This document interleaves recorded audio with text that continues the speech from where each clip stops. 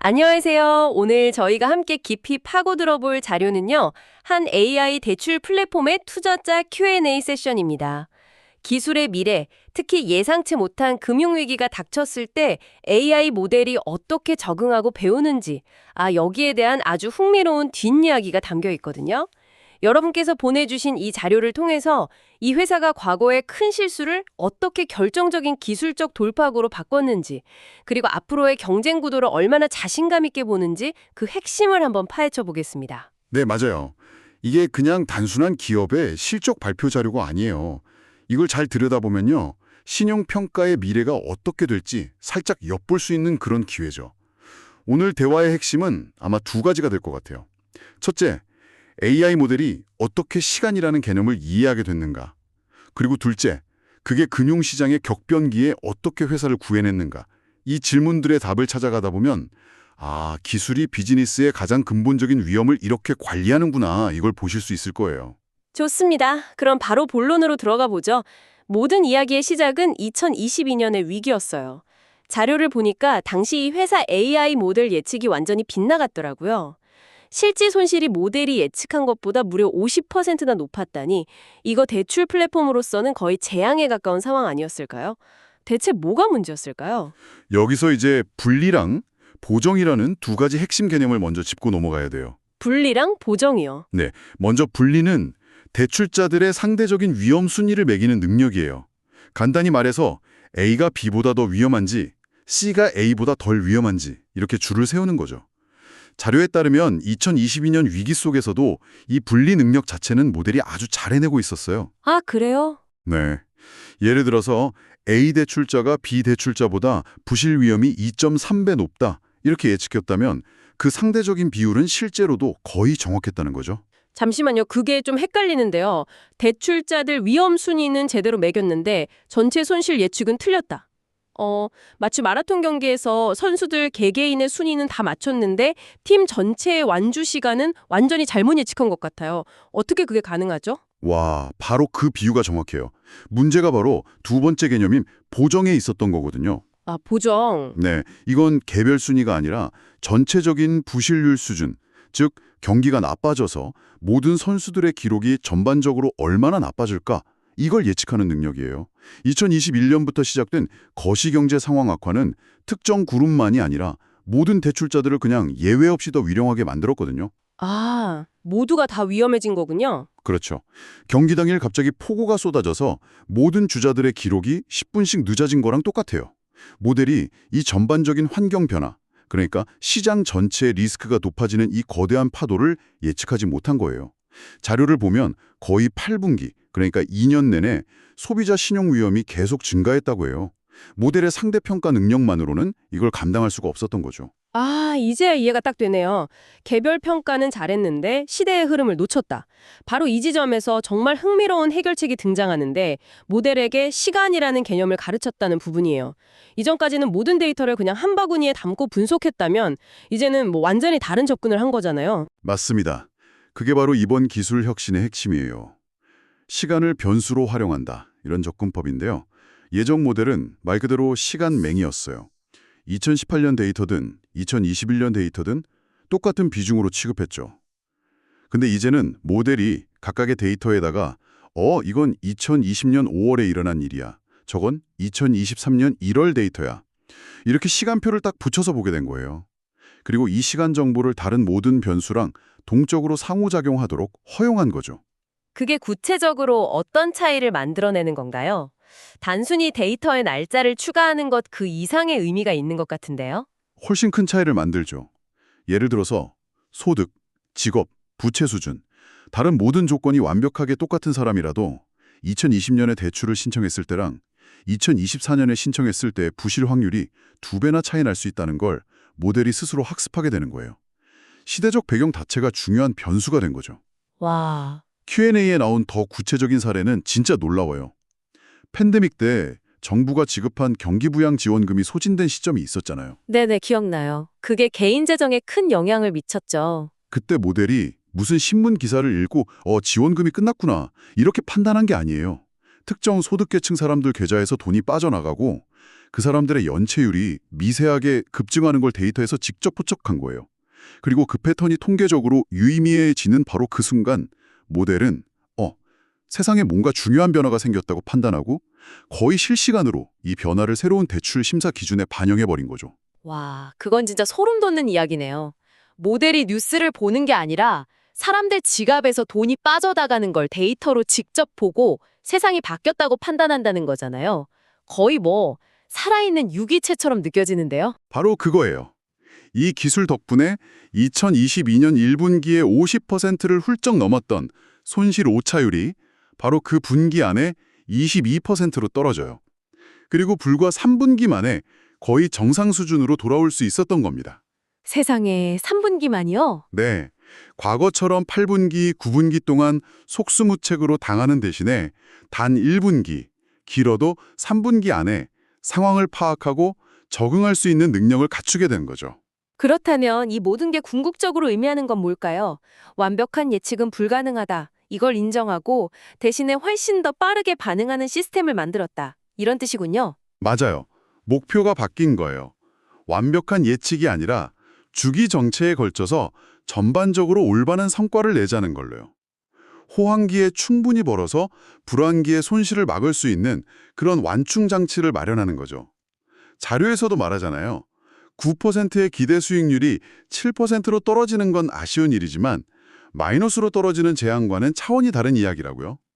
위기 상황에서 손실을 20% 이내로 제어하고 그 고통의 기간을 9분기에서 3분기로 단축시킬 수 있다는 것, 그 자체가 사업 모델의 근본적인 안정성을 완전히 바꿔놓은 거예요. 기술적인 문제를 해결해서 모델의 안정성을 높였다는 건 알겠어요. 근데 아무리 똑똑한 모델이 있어도 빌려줄 돈이 없으면 이거 무용지물이잖아요. 그렇죠. 그리고 그 기술적 안정성이 바로 다음 이야기인 자금 조달 문제랑 아주 긴밀하게 연결이 돼요. 최고의 모델도 자본 파트너들이 겁을 먹고 돈을 빼버리면 아무 소용이 없으니까요. 2022년에 바로 그걸 뼈저리게 경험한 거죠. 아, 그러니까 기술적인 해결책이 절반의 싸움이었다면 나머지 절반은 자금 구조를 뜯어 고치는 거였군요. 여기서 약정 자본이라는 개념을 강조하던데 이게 뭔가요? 약정 자본은요, 시장이 아무리 불안정해도 미리 약속된 기간과 조건으로 자금을 공급해주기로 한 일종의 보험 같은 돈이에요. 변덕스러운 시장 분위기에 따라서 막 들어왔다 날았다 하는 그런 돈이 아니죠.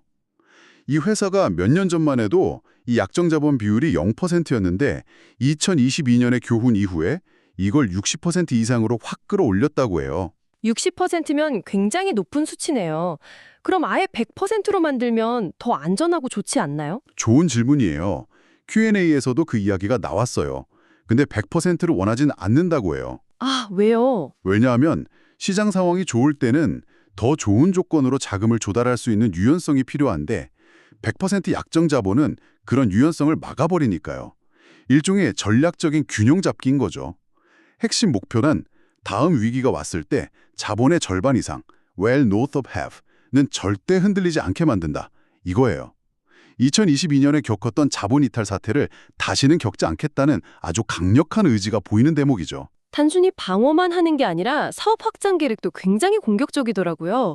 자동차, 주택 구매 대출, 심지어 기업 대출까지 거의 모든 신용상품 분야로 진출하겠다고 하잖아요. 네. 이 지점이 이 회사가 그리는 더 큰 그림하고 연결이 돼요. 바로 대출 서비스의 분리라는 비전이죠. 대출 서비스의 분리요? 그게 무슨 뜻인가요? 앞으로 소비자들은 대출 상품을 마치 온라인 쇼핑몰에서 물건 고르듯 비교하고 쇼핑하게 될 거라는 예측이에요. 지금은 주택대출은 A은행, 자동차 대출은 B캐피탈 이런 식이지만 미래에는 하나의 플랫폼에서 모든 대출 상품을 비교하고 최적의 조건을 찾게 된다는 거죠. 아, 그리고 그런 시대가 오면 결국 AI를 이용한 신용평가라는 이 아주 어렵고 복잡한 문제 하나에만 모든 역량을 집중하는 전문 기업이 대출을 여러 서비스 중 하나로 취급하는 은행이나 다른 핀테크들을 이길 수밖에 없다. 이런 믿음이에요. 들어보면 그럴듯한데 개인 신용대출이랑 자동차나 주택대출은 심사 기준이나 시장 특성이 완전히 다르잖아요. 이 시간을 변수로 삼는 모델이 거기서도 똑같이 효과적일 거라고 보는 걸까요? 그게 바로 핵심이죠. 이들은 자신들의 모델이 특정 대출 상품에 묶인 게 아니라고 봐요. 시간의 흐름에 따른 리스크 변화를 감지하는 능력 그 자체라고 보는 거죠. 자동차 시장의 중고차 가격 변동, 주택 시장의 금리 변화 같은 각 시장의 고유한 데이터들을 시간 변수와 결합하면 어떤 종류의 신용평가든 더 정확하게 해낼 수 있다고 믿는 거예요. 아하. 최근에 발표된 월마트와의 파트너십 같은 게 바로 그런 자신감의 표현이에요. 월마트의 거대한 고객 기반을 상대로 다양한 금융상품을 테스트하면서 우리 모델이 다른 영역에서도 통한다는 걸 증명하려는 시도인 셈이죠. 경쟁 이야기가 나왔으니 말인데 발표 내용을 들어보면 자신감이 정말 대단하더라고요.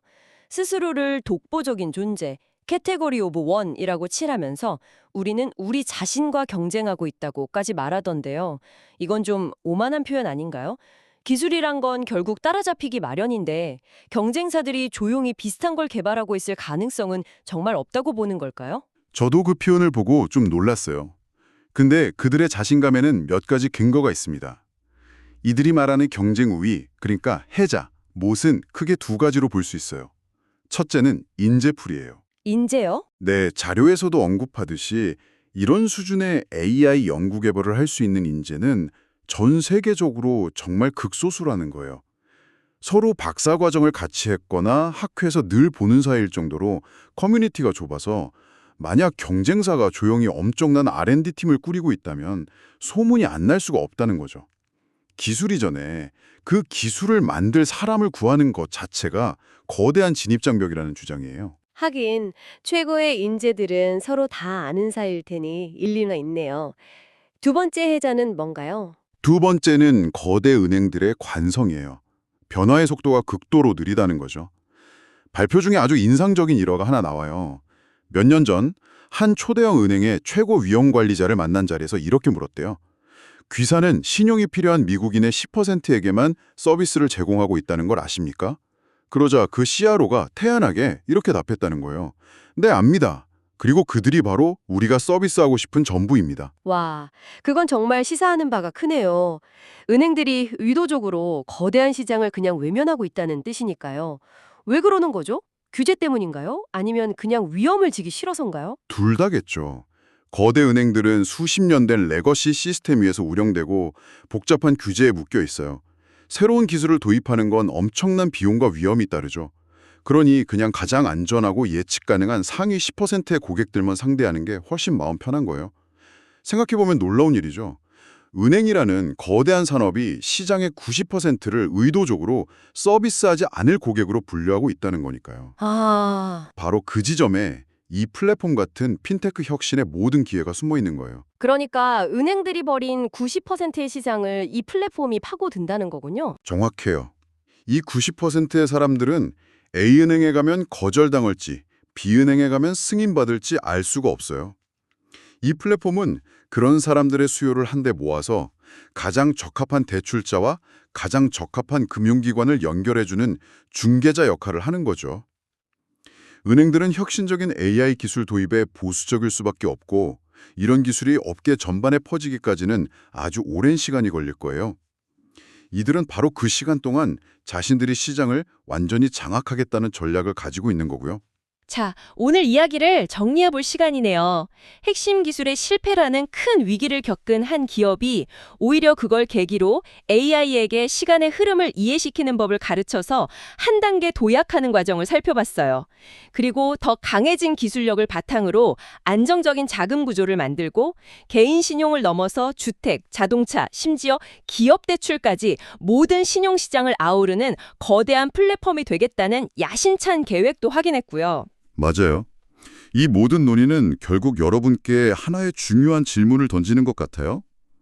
AI가 우리의 금융 행동을 예측하는데 점점 더 정교해진다면 과연 신용이라는 개념 자체는 앞으로 어떻게 변하게 될까요? 만약 모델이 모든 개인의 생애 주기에 걸쳐서 거의 완벽하게 위험을 측정할 수 있게 된다면 이게 과연 모두에게 더 많은 금융 접근성을 제공하게 될까요? 아니면 지금과는 비교도 안 될 만큼 극도로 효율적이고 세분화된 새로운 형태의 금융 계층화를 만들어내게 될까요? 기술이 주는 기회는 어디까지이며 우리가 경계해야 할 위험은 어디서부터 시작될지 깊이 고민해 볼 문제인 것 같습니다.